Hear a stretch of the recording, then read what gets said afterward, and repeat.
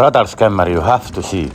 This is what I am inventing in my garage. I'm using the DVD reflector technology. Let's go test it out if I can actually scam this radar. Okay, there is a car coming again. So let's make sure that it works. It works. Okay, let's go testing.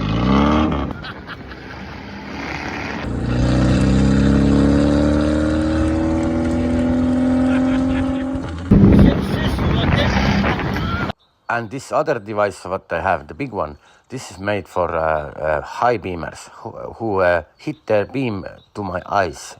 As soon as I'm in this type of situation, I start to winding up my device to hit the beam back right where it came from.